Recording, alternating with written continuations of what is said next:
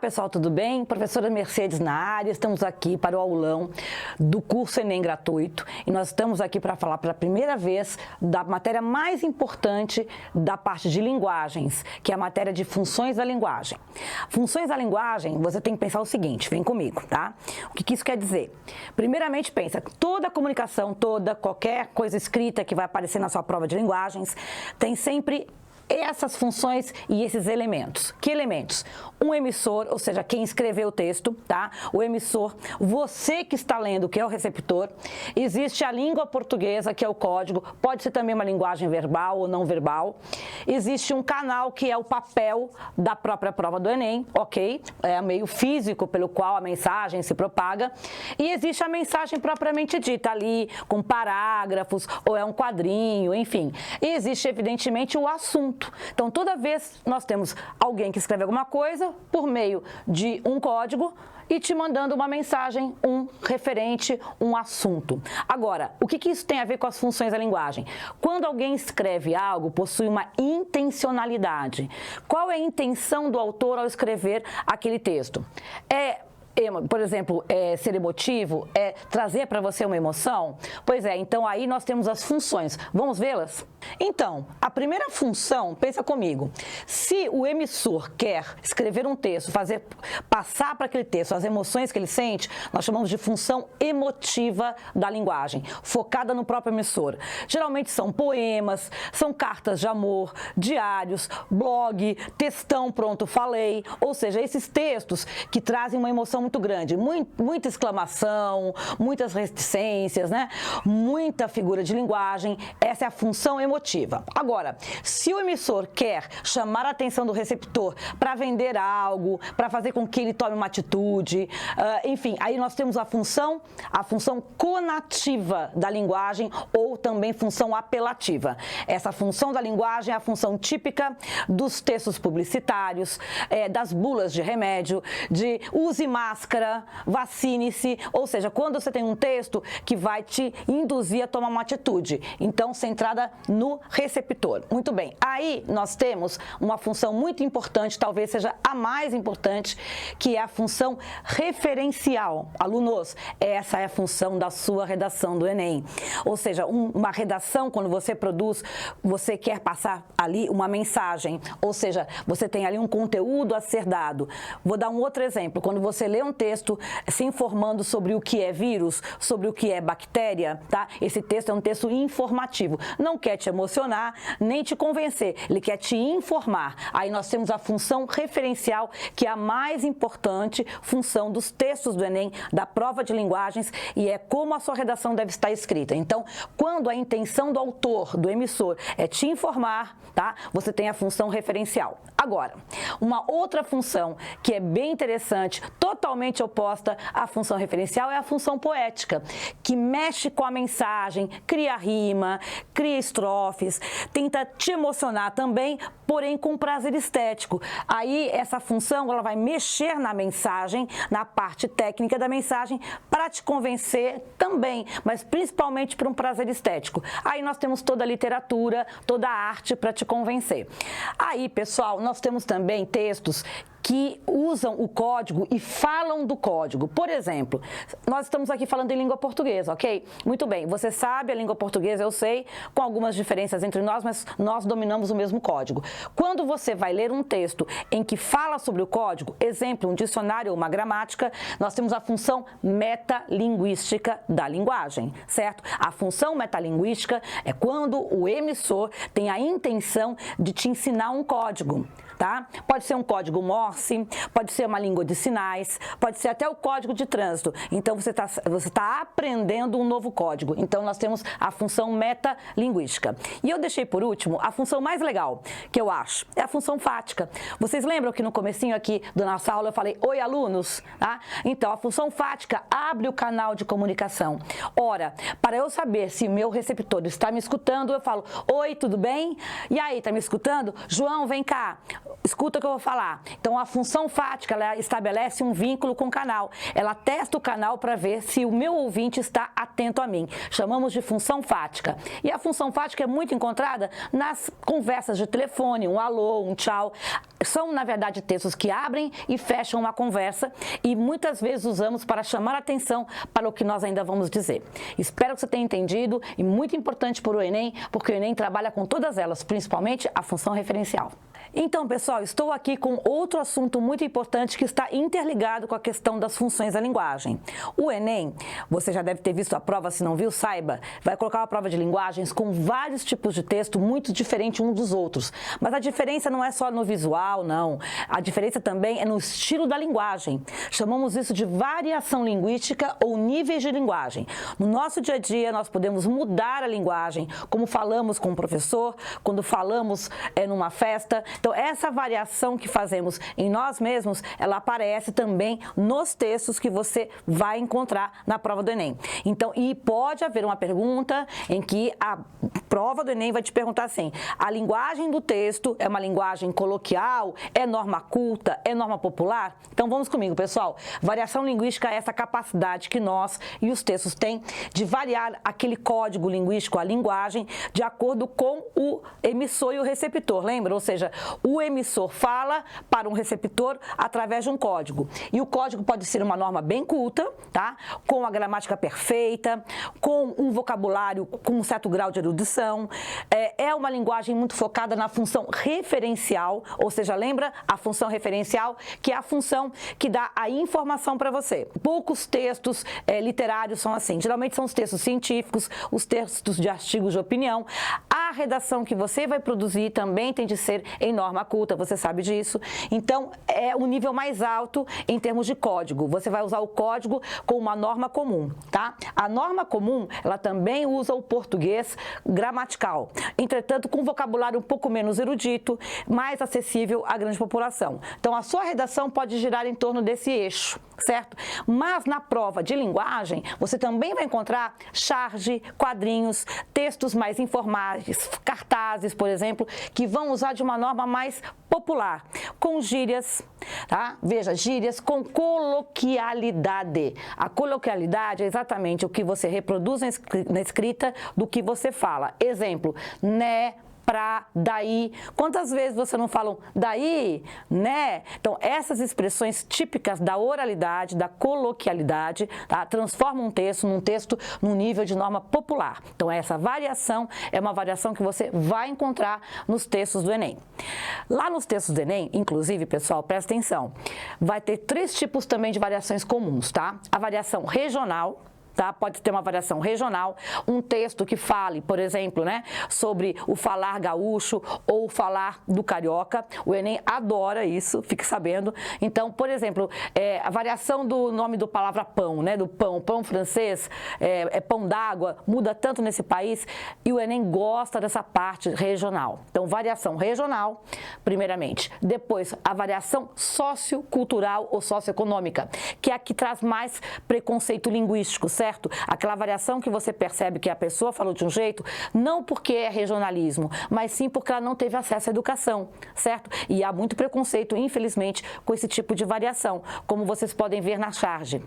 E há também a última variação, que é uma variação histórica. Você pega uma pessoa mais velha, ela pode usar palavras que vocês jovens não usam, tá? E essa variação estendida no tempo, quando você lê um texto de Machado de Assis, por exemplo, você vai encontrar palavras que nós não falamos hoje em dia. Então, para finalizar, presta atenção, todo texto que você vai abrir lá na prova do Enem, você tem que pensar, afinal de contas, essa linguagem está numa norma mais culta ou ela vai cada vez mais vindo para uma norma popular? E isso vai aparecer uma pergunta para você. Então, galera, vamos falar agora sobre as figuras de linguagem, as mais importantes para o Enem. Aqui nós concentramos as mais importantes, eu vou falar meio rápido de todas, aí em seguida a gente vai comentando cada uma, tá? Comparação, metáfora, antítese, hipérbole e prosopopeia, também chamada de personificação. O que elas têm de diferente, que elas são mais importantes no Enem? Porque elas representam as principais características daqueles textos que eu falei nas aulas anteriores para vocês. Então vamos lá? Começando, vamos falar ao mesmo tempo de comparação e metáfora. Por quê? Porque a metáfora é uma comparação. Não entendi.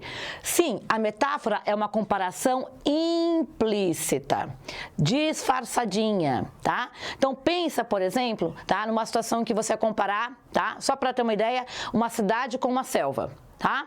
Ah, a cidade é como se fosse uma selva. Então, se você falar a cidade é como se fosse uma selva, nós temos a comparação explícita, usando inclusive, olha só, pessoal, aqui, ó, comigo, como, tal qual, que nem, usando exatamente essas conjunções, esses conectores que indicam comparação. Então, quando nós temos a comparação explícita, ainda não é metáfora. A metáfora é um nível mais elevado, né? A metáfora, você vai fazer a comparação, mas você não vai falar esses conectores, tá? Você vai dizer assim, ah, a cidade é uma selva. Bom, a cidade é uma selva? Claro que a cidade não é uma selva, é uma linguagem figurada. Aí você tem de fazer a tradução, que a cidade é como se fosse uma selva. Então, a metáfora é uma comparação sutil. Então, veja, quando se diz que o sistema carcerário, penitenciário, tá, está uma panela de pressão, o que você imagina? Ah, que o sistema carcerário tem características, está parecido como se fosse uma panela de pressão. E isso é a metáfora. A metáfora nada mais é, então, que uma comparação implícita. Ok, pessoal? Super a ver com a própria comparação. Agora, a antítese é um clássico dos clássicos de qualquer Enem. Bom, ela parte de um conceito semântico de oposição, de antônimos, tá? O que é antônimos mesmo? Claro, escuro, noite e dia, quente e frio, tá? Então, quando você tem a situação de antônimos, você tem a antítese, certo? Antítese trabalha com oposição. Então, veja, o amor é fogo que arde sem se ver, ferida que dói e não se sente. Como que uma ferida pode doer e você não sentir? Tá? Claro, na linguagem amorosa. Então, essa figura de linguagem é um clássico da literatura, inclusive. Ok, pessoal? Então, antítese, não esquece, oposição, contraste e com muitos antônimos. Bom, e a hipérbole? A hipérbole é o exagero. E o exagero, nós somos seres exagerados, né? Ah, eu já falei 1000 vezes para você. Ah, eu não aguento mais. Eu vou morrer por isso, eu vou morrer por aquilo.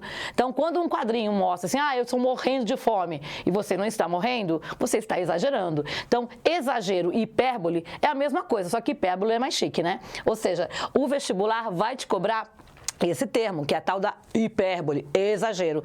Morri de sede, morri de frio, morri de fome. Nós temos o quê? A tal da hipérbole, ok, pessoal? E para terminar, a mais bonitinha em termos de nome, olha que fofo esse nome, gente, prosopopeia. E isso quer dizer o quê? A personificação. Dar qualidade, leia comigo aqui, comigo. Dar características humanas a algo não humano. O que é isso? Imagine vocês uma historinha em que uma garrafa conversa com um copo. Bom, isso evidentemente é uma prosopopeia ou personificação. Olha, pense em todos os quadrinhos que você vê algum animalzinho conversando com outro. Ou não precisa ser um animal, tá? Pode ser exatamente como eu disse, uma coisa, uma garrafa com um copo, tá? Então, na charge vocês estão vendo, né, os mosquitos sentados vendo TV, né, enquanto que o dono da casa está lá meio desesperado, né? Tá pé da vida. Então, exatamente essa personificação do mosquito tomando conta da casa como se fosse o dono da casa é um clássico, muito usado em charge, lenda, quadrinhos, enfim. E o Enem adora esse caso. Espero que eu tenha sido clara, porque essa vai cair no Enem, vai por mim. Oi, pessoal, tudo bem? Vamos falar sobre intertextualidade? Pois é, essa matéria também vocês veem na literatura, mas aqui nós vamos ver na parte de linguagens. O que é isso? Quando você cita um autor, quando você olha um quadro e isso te lembra um outro quadro, quando você escuta uma letra de música que está citando uma outra letra de música. Então, a intertextualidade ela pode aparecer de várias maneiras. Eu selecionei aqui as principais, não são as únicas, tá? Mas eu selecionei as principais e não vou falar do aspecto literário, tudo bem? Então, vem comigo. A primeira coisa que a gente passa, né, de intertextualidade na cabeça é citação. Essa citação, uma citação de um outro texto dentro de outro texto, um texto dentro do outro texto, chamamos de citação direta, citação indireta, pode ser uma paráfrase, pode ser paródia, alusão ou até hipertexto e hiperlink. Vamos com calma, porque também mexe um pouquinho com a gramática. Citação direta é quando você reproduz direitinho, tal qual, o texto original. certo? Então, nesse caso, você é obrigado a colocar aspas. Então, vem comigo aqui, ó, tá? Descartes, filósofo, Descartes disse, 2 pontos, importante ter os 2 pontos. Aí, abre aspas, penso, logo existo. Frase conhecida desse filósofo, certo? Então, você está citando, você está lendo um texto e um autor está citando o próprio Descartes e citando de forma literal. Isso é citação direta. Citação indireta, eu posso também citar o Descartes, mas não com as palavras dele, com as minhas palavras. Ou seja, eu reescrevo com as minhas palavras. Então, Descartes afirma que nós pensamos quando existimos, ou vice-versa. Então, veja que aqui eu tenho uma reescritura, também chamado de paráfrase. O que é uma paráfrase? A mesma coisa que citação indireta. É uma frase paralela. Pensa assim, ó, paráfrase, frase paralela. Legal, né? Então, isso tem muito a ver também, tá? Vou pular a paródia. Pula a paródia, com a alusão. Nossa, bonito esse termo, né? Alusão. Alusão é quando você faz uma leve menção. Eu conheço Descartes. Conforme Descartes, mas não cita a frase dele, entendeu? Você só chama atenção. Então, uma alusão é uma coisa mais leve, né? Você só lembra, ó, tem um Descartes e tal. Então, quando você está lendo um texto, pode ser que o Descartes esteja lá citado literalmente, citado de maneira reescrita, e só assim um leve lembrar de Descartes, certo? Então, nós estamos aqui ainda fiéis ao pensamento do Descartes. Agora, e se eu quero escrachar? E se eu quero brincar? E se eu quero fazer uma brincadeira com a frase do Descartes? Aí, querido, você já está parodiando, isso já é paródia. Olha que bacana essa aqui do Milor Fernandes, não é minha, hein? Mas eu concordo com ele. O brasileiro adia.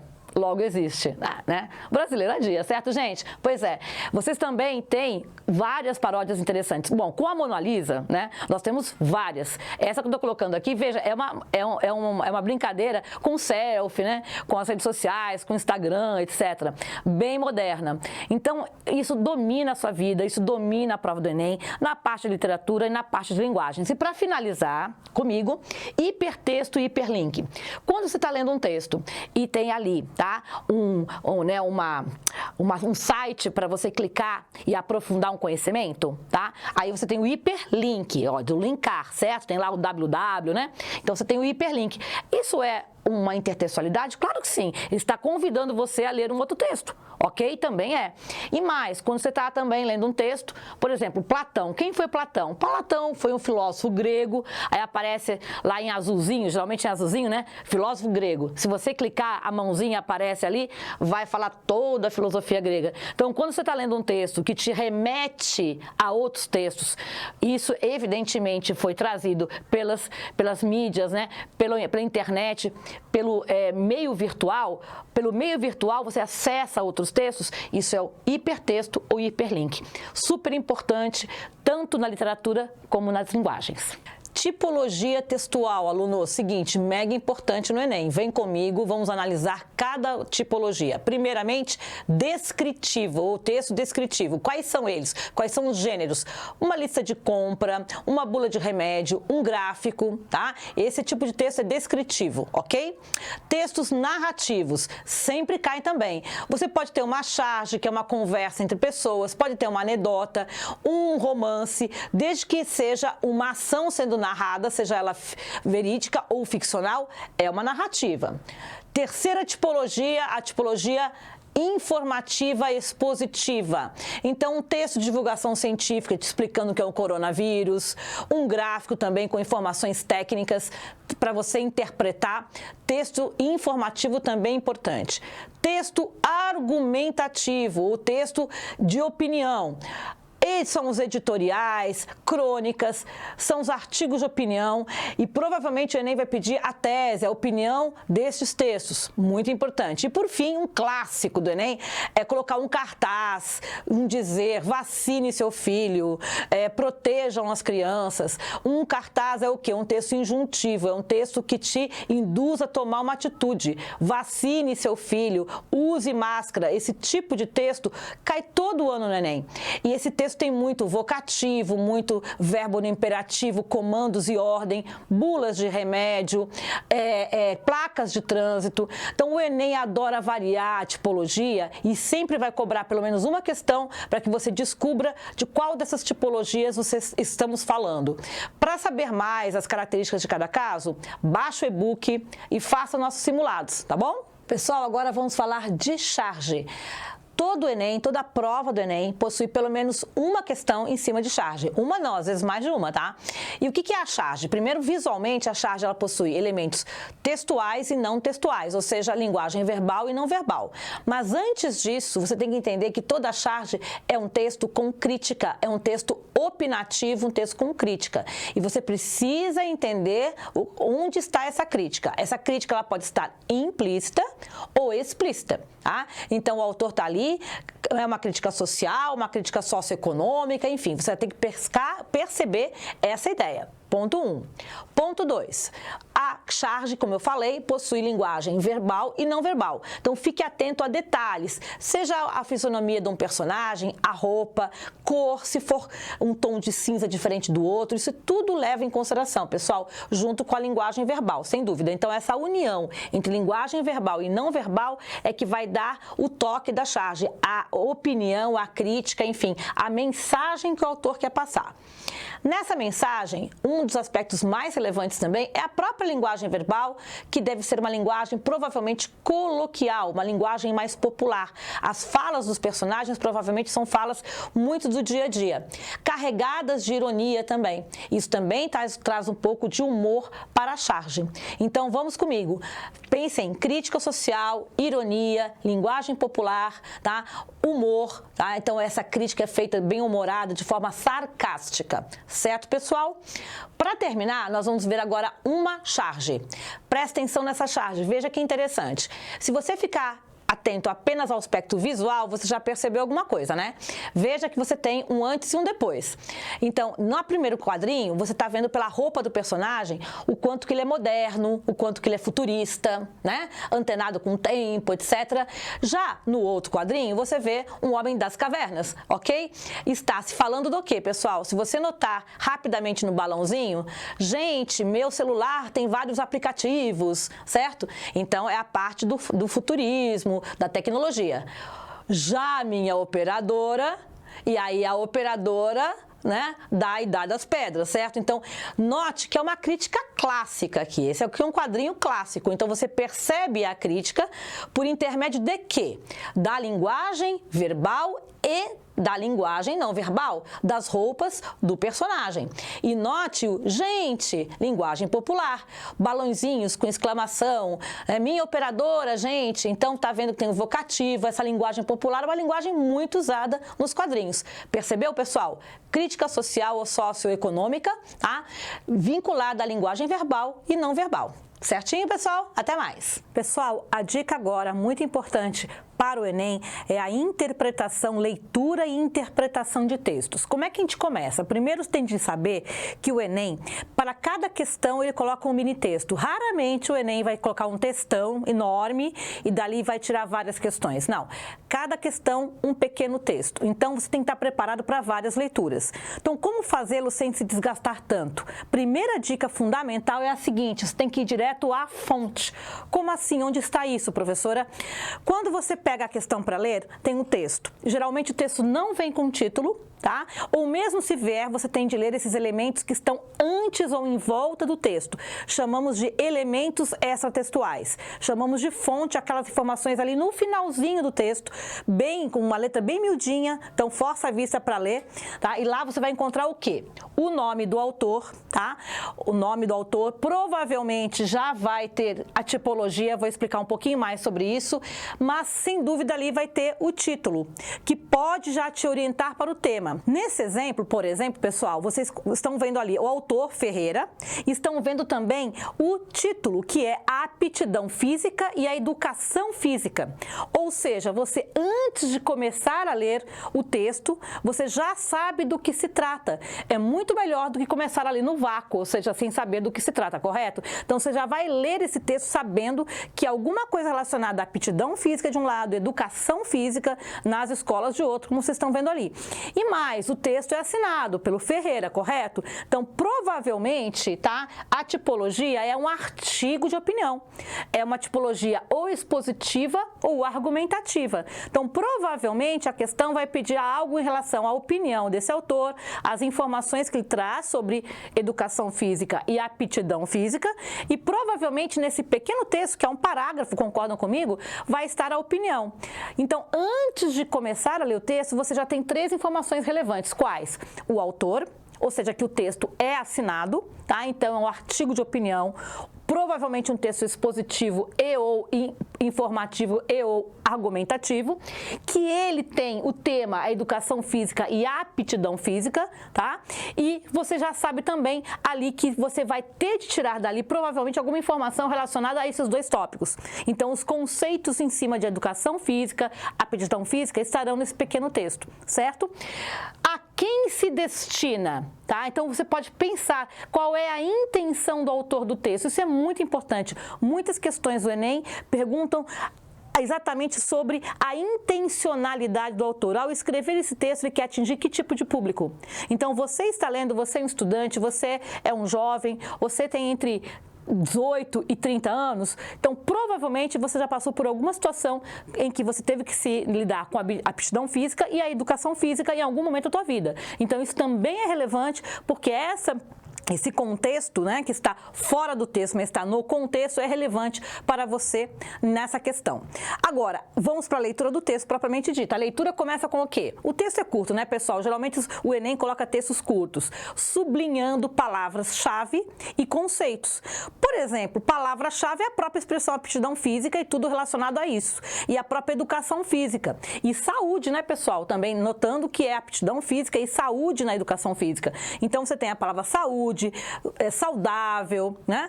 Aptidão física, educação física, todas essas palavras vão estar no texto e você deve sublinhá-las. Muito bem? Sublinhar também conceitos se os tiver. E você já vai ler esse texto buscando a opinião, se houver, do autor. Tá? Então, no momento em que você encontra opinião, um adjetivo, uma expressão opinativa, você também deve sublinhar, tá? Então, vamos comigo, aqui, ó, tá? A ideia central e a opinião. Sempre o Enem trabalha quando trabalha com textos opinativos, ela vai te perguntar, tá? A ideia da prova é te perguntar sobre a opinião do autor, tá? E o que está construído a partir daí. Então, nós temos opiniões e ideia central. Quando o texto tem apenas um parágrafo, provavelmente é um período dentro desse parágrafo vai se destacar em relação à opinião do autor. Fechou? Isso é muito importante.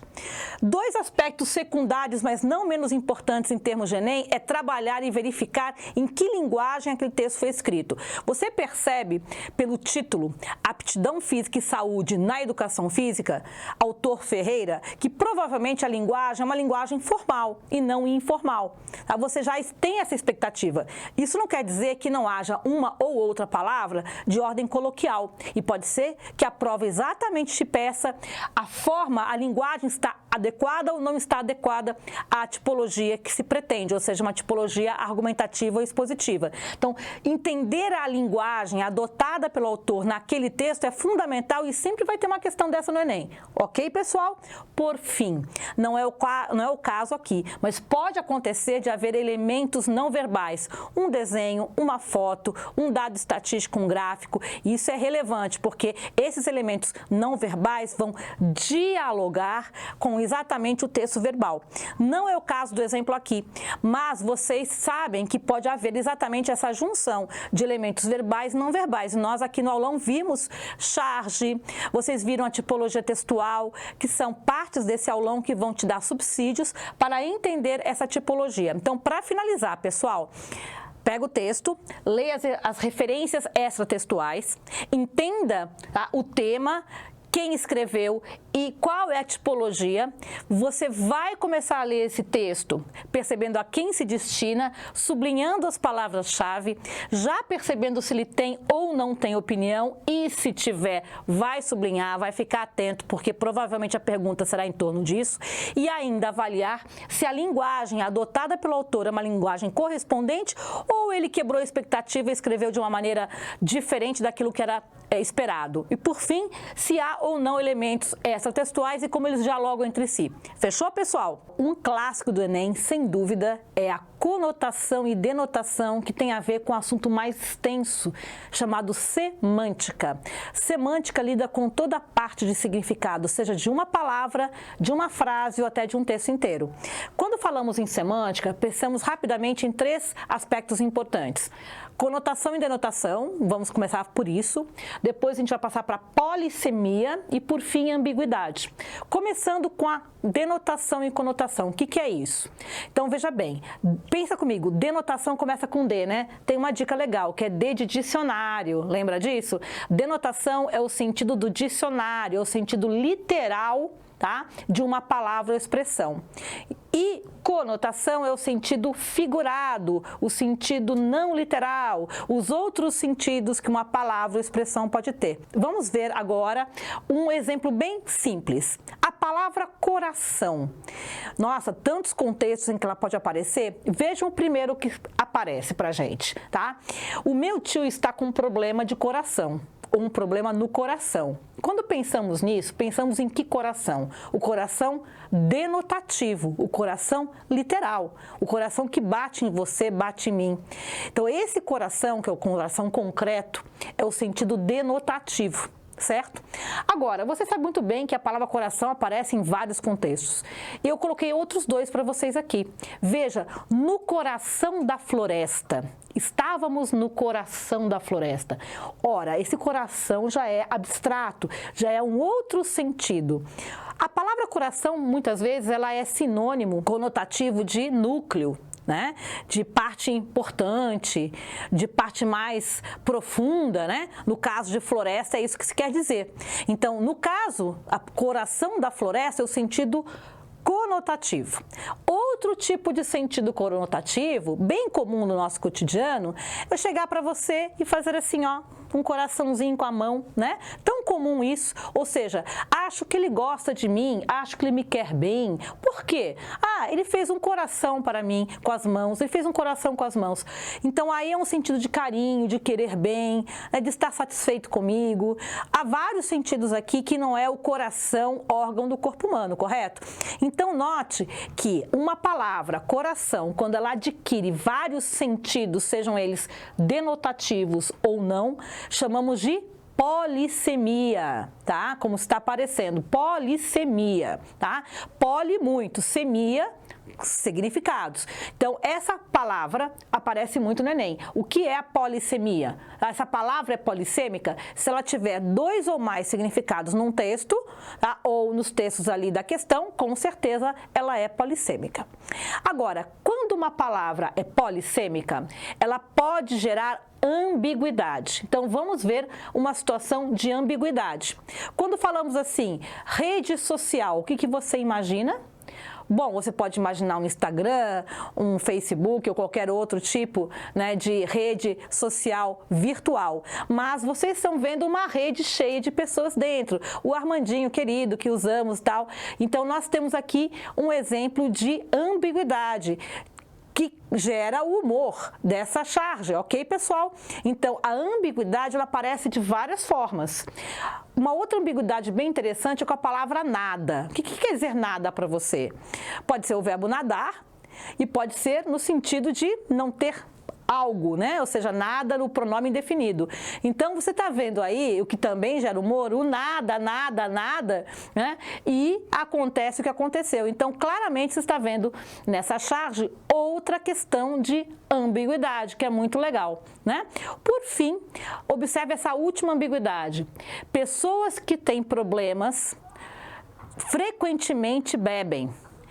Bom, ou pessoas que bebem frequentemente têm problemas de saúde. Esse frequentemente é porque bebe frequentemente ou frequentemente tem problema de saúde? Então, esse advérbio está gerando ambiguidade nesses 2 contextos. Então, a ambiguidade, ela aparece por vários motivos. Um dos motivos vem da polissemia de certas palavras, como a palavra nada, palavra coração, palavra rede social. Mas esse último exemplo O frequentemente é por causa da posição em que está na frase que pode gerar essa ambiguidade. Então, não confunda a polissemia com a ambiguidade. A polissemia são os vários sentidos de uma palavra e a ambiguidade é quando você não consegue identificar qual é esse sentido gerando essas frases de humor, etc. Certo, pessoal? Bom, vamos para a próxima dica? Então, pessoal, vamos falar de coesão textual. Muito importante não só para português ou linguagens, como até para a redação. É muito importante pensar que a coesão textual amarra o texto. São mecanismos que fazem com que as frases, os conteúdos estejam organizados. Que mecanismos são esses? Eu selecionei os 4 principais. Quando falamos de coesão, a gente já vem à cabeça pronome e conjunções, os conectivos. Mas, na verdade, há outros 2 processos bem importantes também. E vou começar com um, que é a repetição de palavra. Ué, mas eu posso repetir palavras numa redação? Na redação é uma outra estratégia, mas aqui você é convidado a ler textos e interpretar textos. E o Enem adora colocar literatura, textos artísticos, propaganda, quadros, charge e textos tradicionais. Seja um texto tradicional ou seja um texto não tradicional ou uma arte, a repetição de palavras e estruturas linguísticas faz parte da coesão, sim. Nesse exemplo, que é uma letra de música, é pau, é pedra, é o fim do caminho, é um toco. Vocês estão vendo o verbo ser é se repetindo, e isso dá uma cadência musical. Então, essa repetição da mesma palavra, ela colabora com o texto, ela ajuda aos sentidos do texto, ou seja, ela não é ruim, ao contrário, ela é super bem-vinda. Então, é pau, é pedra, é o fim do caminho, vai dando essa cadência. Então, a repetição de palavras e estruturas linguísticas pode sim colaborar com a coesão textual. Muito bem? Segundo ponto, pronomes, aí é um clássico, né? Qualquer pronome é elemento de retomada de termos já ditos antes no texto. Por exemplo, quando eu digo que ele chegou na linha 14 num texto, você lê isso, é porque antes no texto já foi dito quem é esse ele, tá? Pode ser o Frio, pode ser o João, correto? Então, todos os pronomes trabalham com retomada de referentes já dados antes no texto. Nosso exemplo aqui é um dos mais importantes, são os demonstrativos. Esse, essa, isso. Olhe, observe, um grupo de artistas na primeira linha, vocês estão vendo. E lá embaixo está escrito: esses artistas, desses artistas, nesses artistas. Pode ser o esse ou pode ser desse, nesse, associado a um pronome. O que o esse está fazendo? Retomando, veja a setinha, exatamente a expressão grupo de artistas. Então, o Enem pode cobrar de várias formas. Uma das formas é exatamente sublinhar esse pronome esses e perguntar, olha só, qual o referente no texto? Uma pergunta clássica. Então, o referente, a setinha já está te dando. Cabe a você ler com calma e localizar. Então, todos os pronomes estabelecem coesão textual. É que os pronomes demonstrativos se destacam nesse grupo. Ok, pessoal? Pronomes tranquilo? Agora nós vamos para o terceiro caso, um clássico, que são os conectivos, também chamados de conjunções. São aquelas palavras que dão a ideia de causa, de consequência, de adição. Eu trouxe os principais para você. Por exemplo, adição. Eu posso dizer, cheguei, estudei, sem coesão, só com vírgula, ou eu posso falar, não só estudei, mas também cheguei, ou cheguei, mas também estudei, ou seja, mas também, o nem, o além, o próprio e, são conectivos de adição muito importantes. Vocês estão vendo aqui uma listinha deles. Além da adição, é fundamental saber quais são as palavras que indicam um contraste, uma oposição. Quando eu digo que cheguei, mas estou cansada, porém estou cansada, entretanto estou cansada, eu estou opondo ou contrastando situações. Então, fique atento a esses conectivos, a essas conjunções de contraste ou de oposição. Outra linha muito importante é a relação causal, causa de um lado, consequência do outro, que é uma relação lógica fundamental nas línguas. Então, quando eu digo que passei porque estudei, ou estudei, portanto passei, vocês estão vendo as duas relações, a de causa e consequência. Então, fique atento aos conectivos. Porque, pois, como causa, por conseguinte, portanto, logo, então, como consequência. Mais 3 casos importantes de conjunções ou conectivos. A relação de condição. Se chover, caso chova, não vou à praia. Muito importante a condição. As noções de tempo, como quando, enquanto estava na aula, a chuva aconteceu. Quando choveu, estava em casa. Então, as ideias de tempo, elas também estabelecem coesão textual entre as ideias do texto.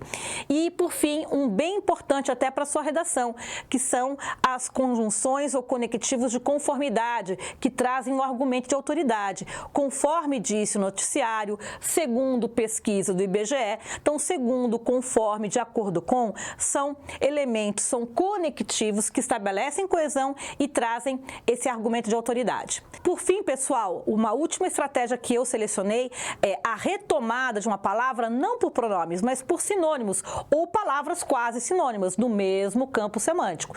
Então, em quadros de Van Gogh que vocês estão vendo, depois foi retomado como essas telas, as telas. Então, evidentemente, a pessoa está lendo e faz a referência a quadros de Van Gogh dito antes. Certo, pessoal? Então, atentos, por favor, a essas 4 estratégias de coesão típicas dos textos do Enem.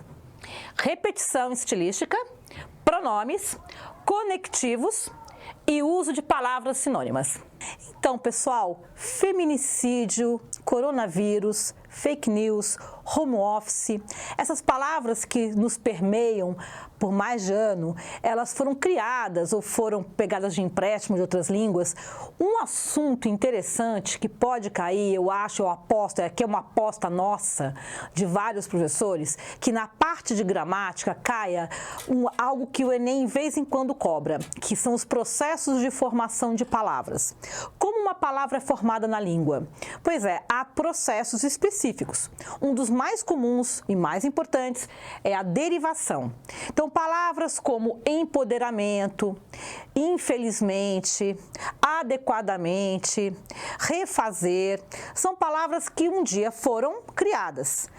Coloquei o empoderamento aqui porque ela é mais recente e você percebe pelo amarelinho ou laranjinha que a palavra poder é a base, é o radical, a raiz. E a partir desta base foram colocados, neste caso, prefixo e sufixo. Então, uma palavra derivada, ela pode ter apenas sufixo, como felizmente, pode ter apenas prefixo, como infeliz, ou pode ter ambos, como é o caso da palavra empoderamento. Então, esse processo de derivação com prefixos ou sufixos ou ambos é o mais importante e usado nas línguas, tá? E muitas palavras são criadas ao longo dos anos. Muito bem, um segundo processo que não envolve prefixo nem sufixo é você pegar uma palavra inteira, grudar a outra palavra inteira para criar uma terceira palavra, como célula-tronco, por exemplo, no caso com hífen, como porta-retratos com hífen ou coronavírus, sem hífen. Ok, pessoal? Corona, que vem de coroa, ok? Mas a palavra vírus deu a famosa palavra de 2020, infelizmente, que é a palavra coronavírus. Vai que cai, vai que cai. Qual é o processo envolvido?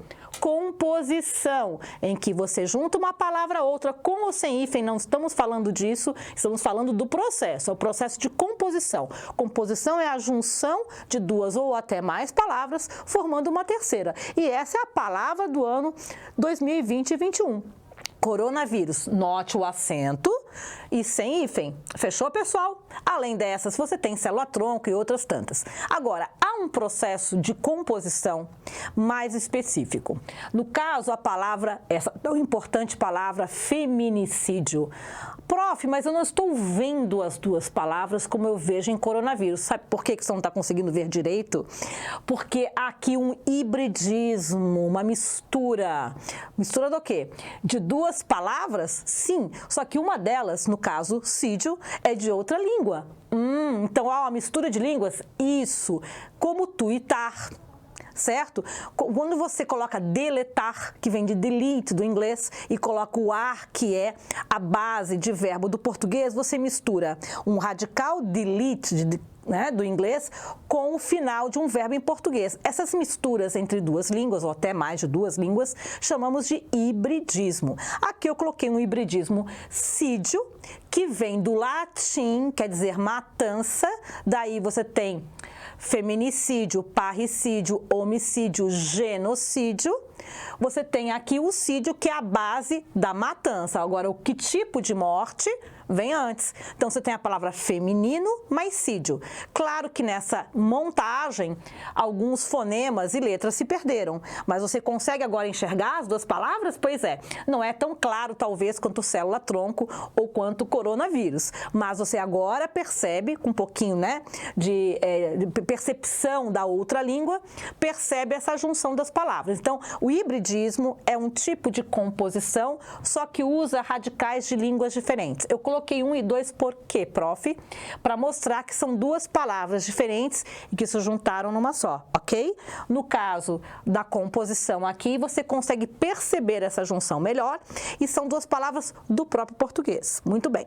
No caso do hibridismo, acontece a mesma situação, só que pelo menos um dos radicais ou uma das palavras, a origem não é do português, criando, portanto, o hibridismo. Ok, pessoal? O estrangeirismo, tá, não é a mesma coisa. Ah, professora, mas isso não é estrangeirismo? Não. Estrangeirismo é quando você pega a palavra tal e qual na outra língua e a utiliza dentro de um texto em língua portuguesa. Então, fake news, home office, bullying, são palavras do inglês, começo ao fim. Tanto é que eu coloquei entre aspas, certo? Você pode, na sua redação, por exemplo, usar e em seguida usar já a notícia falsa, enfim, já usar a versão em língua portuguesa que já existe, ok? Então, você tem fake news integralmente vindo do inglês, né? Assim como bullying, como home office, tantas outras palavras que temos no dia a dia. Office boy é uma outra também, né? Então, algumas elas se adaptam ao português, né? Viram, né, um hibridismo ou já passam a pertencer ao português, outras não, né? Veja, a palavra bullying, até hoje, ela não foi aportuguesada, ela continua sendo usada tal qual se escreve lá no inglês. Então, aí chamamos realmente de estrangeirismo, ok, pessoal? E, por fim, uma bem simpática, o nome não, onomatopeia, pois é, mas o processo é bem simpático. É quando a gente tenta captar na escrita algum som, né? Barulho que fazemos ou da natureza, enfim. Então, eu coloquei um clássico dos clássicos, né, que é o tic-tac, que é o barulho do relógio. Mas você tem também, num quadrinho, numa charge, numa conversa, provavelmente quando você está lendo um gibi, né, um quadrinho, você tem um barulho de um soco, né, pó, né? Você tem argue, que é o barulho que você, né, talvez faça de nojo. Então, nós temos várias palavras e expressões que vêm exatamente desse aspas, barulho que a gente imagina como seria na escrita. Os risos, um kkk, um hehehe das redes sociais, a mesma coisa. Então, é bastante criativo esse processo. Claro que o alcance, né, é menor, concordam comigo? Você não vai, por exemplo, usar demais essas palavras onomatopeicas numa redação, correto? Muito bem, para finalizar, tudo isso que eu falei, com muitas palavras recentes, feminicídio é uma palavra recente, empoderamento também, coronavírus, infelizmente, palavra recente, certo? Nós temos palavras que foram criadas, novas numa língua, nós chamamos esses processos, todas as palavras todas de neologismos. Neologismo não é um processo, neologismo é a palavra criada na língua. O processo pode ter sido qualquer um. Então, coronavírus, empoderamento, feminicídio são neologismos criados, algumas agora, né, o ano passado, outras de alguns anos para cá. Então, neologismo é a criação de novas palavras na língua. Por quais processos? Por um desses 5 processos. Fechou, meus queridos? Um beijo. Então, pessoal, finalizamos o aulão com o que mais cai no Enem. Maravilha, mas isso não é só. Você vai acessar o e-book, acessa aí, porque lá você tem muito mais informações, mais exemplos detalhados. Também fundamental fazer simulados, tá? Acesse nossas plataformas, os nossos conteúdos que vão dar mais substância para esse aulão. Abraço e conta com a gente.